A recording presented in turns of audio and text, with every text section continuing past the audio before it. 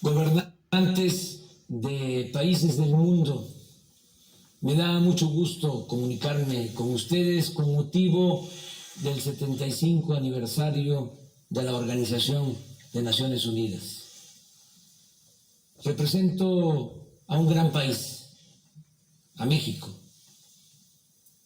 que tiene una historia y una tradición cultural como la de otros pueblos del mundo.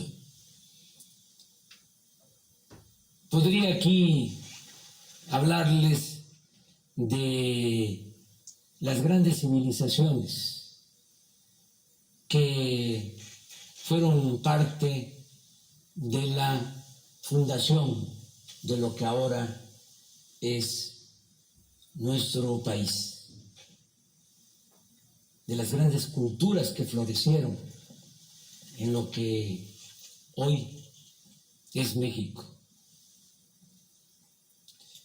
Hablo de civilización, hablo de culturas, porque los que conquistan, los que dominan, los que colonizan, siempre tratan de justificar sus atrocidades, descalificando a los pueblos originarios, llamándoles bárbaros o salvajes.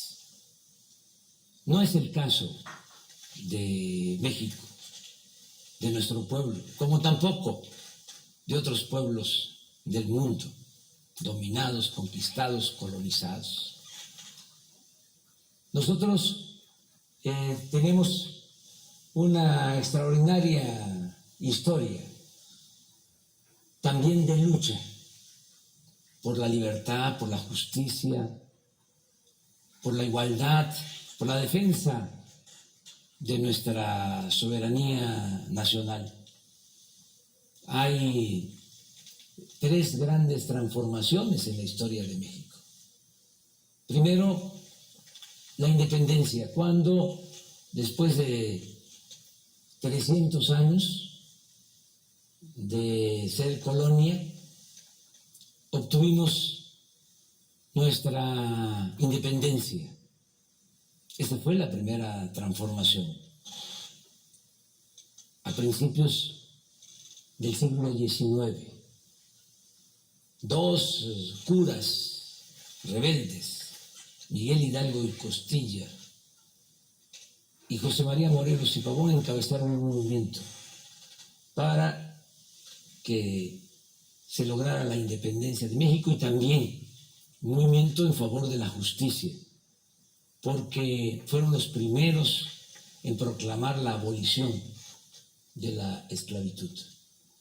Luego tuvimos una segunda transformación a mitad del siglo XIX, muy importante y de trascendencia mundial, el movimiento de reforma que encabezó un gran dirigente, un liberal, el mejor presidente que ha habido en nuestra historia, un indígena zapoteco, Benito Juárez García.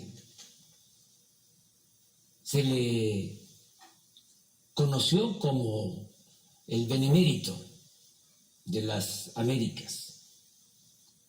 Fue tan importante su proceder y su fama que Benito Mussolini lleva ese nombre porque su papá quiso que se llamara como Benito Juárez. ¿Qué hizo nuestro prócer con la reforma que se consumó en ese tiempo? Separó al Estado de la Iglesia. Antes que en otros países, llevó a la práctica el principio bíblico de que a Dios lo que es de Dios y al César lo que es del César. Luego se llevó a cabo una tercera transformación a finales del siglo XIX y principios del siglo XX, la Revolución Mexicana de 1910. Se luchó por la democracia porque se padecía de una dictadura que se impuso durante 34 años. Se luchó para que se garantizaran las libertades y se luchó también por la justicia, dirigentes sociales muy importantes. Los hermanos Flores Magón, que fueron precursores de esa revolución.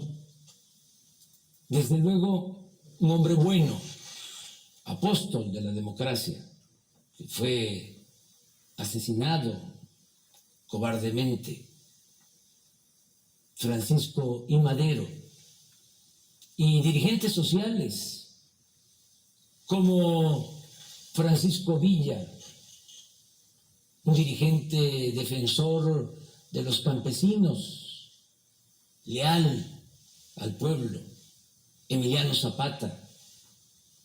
Con esta tercera transformación se avanzó mucho en el terreno de lo social, no lo suficiente en el terreno político porque no se pudo establecer una verdadera democracia en el país.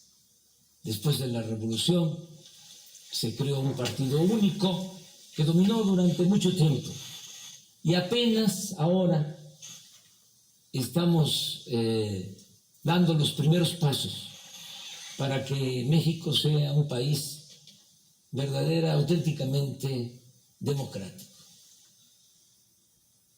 Posiblemente por la falta de democracia, entre otros factores, se fue echando a perder la vida pública del país. Empezó a imperar la corrupción política, que fue durante mucho tiempo el principal problema de México. Nuestro país, con muchas riquezas naturales, que tiene buenas tierras para la producción agropecuaria, agua en abundancia, petróleo, minas y un pueblo bueno, noble, trabajador, poseedor, repito, de una herencia cultural milenaria, de donde dimana la vocación del pueblo por el trabajo, por la creatividad. Bueno, con todo y eso, no podíamos avanzar por la corrupción que imperaba. Nosotros, desde hace mucho tiempo, venimos luchando para conseguir un verdadero cambio en el país. Y así lo decidió después de muchos años el pueblo de México. Nos eligió y nos hemos propuesto llevar a cabo la cuarta transformación de la vida pública de nuestro país. Ya hablé de la independencia, de la reforma, de la revolución y ahora estamos empeñados, comprometidos en llevar a cabo la cuarta transformación de la vida pública del país, sin violencia, de manera pacífica. Y lo estamos logrando. A pesar de que estamos enfrentando dos crisis, como también se está padeciendo en otros países del mundo. Estamos enfrentando la pandemia del coronavirus, del COVID-19, esta enfermedad terrible. Y estamos enfrentando también lo que desató o produjo, originó esta pandemia, una crisis económica. como en otros países. Estamos enfrentando al mismo tiempo dos crisis, pero vamos saliendo.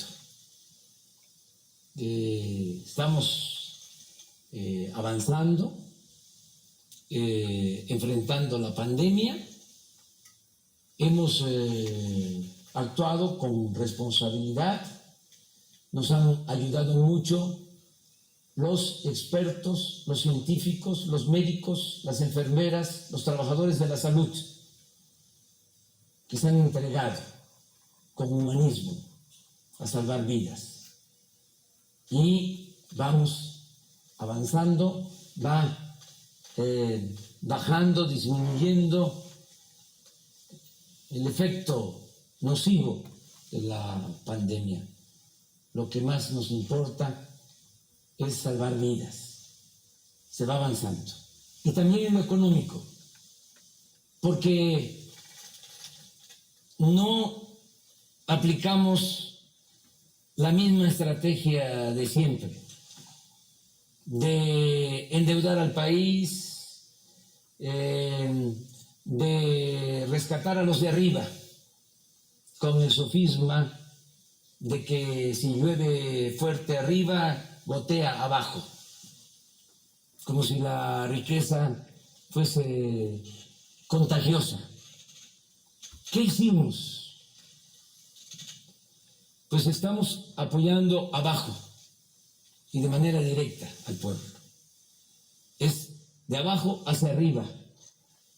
Estamos destinando recursos que son fruto del ahorro por no permitir la corrupción y fruto también de la austeridad republicana, porque ya no hay lujos en el gobierno.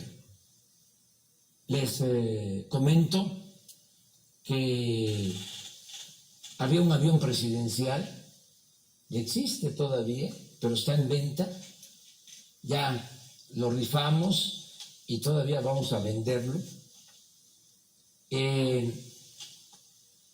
Este avión es como un palacio en los cielos, algo insultante para nuestro pueblo. Un avión de lujo para 240 pasajeros, adaptado para 80, con sala de junta, con recámara, algo, repito, ofensivo. Entonces ya el presidente de México, quien les habla, se traslada por carretera, en vehículos y en avión de línea. No está permitido utilizar aviones, helicópteros particulares para funcionarios, para servidores públicos. También, entre otras cosas, desapareció un cuerpo de élite que cuidaba al presidente. ¿Saben cuántos cuidaban al presidente? 8,000 elementos. Se llamaba esa institución, que venía de tiempo atrás, Estado Mayor Presidencial. Y así se han terminado lujos, las extravagancias. No puede haber gobierno rico con pueblo pobre. Entonces, la fórmula es no permitir la corrupción y ahorrar. Y que no haya ostentación, lujos en el gobierno, y también liberar fondos para el desarrollo. Entonces, todo lo que estamos reuniendo con esta fórmula de no permitir la corrupción y de hacer un gobierno austero, sobrio, lo estamos destinando a apoyar a la gente humilde, a los desposeídos. Todos los adultos mayores de México tienen derecho a una pensión. Todas las niñas, los niños con discapacidad también reciben una pensión. 11 millones de estudiantes pobres reciben becas y así muchos programas sociales. Entonces, esto que se está invirtiendo abajo, acompañado del apoyo que nos están brindando nuestros paisanos migrantes, los que por necesidad se fueron a buscarse la vida, a trabajar en Estados Unidos, que ya son 38 millones de mexicanos. Los que nacieron aquí, también los que han nacido allá, de padres mexicanos, 38 millones. Pues nos están ayudando, mandan a sus familiares en México apoyos económicos, las llamadas remesas. Este año, a pesar de la pandemia, va a ser un año récord en remesas. Se van a recibir alrededor de 40,000 millones de dólares. Y ese dinero, mes con mes, llega a 10 millones de familias pobres de nuestro país. Entonces, con lo que estamos invirtiendo desde el gobierno y con las remesas, estamos fortaleciendo el consumo y, a pesar de la pandemia y de la crisis, no hay hambre en nuestro país. Se está garantizando el consumo básico a millones de mexicanos. Y ya poco a poco se va recuperando la economía.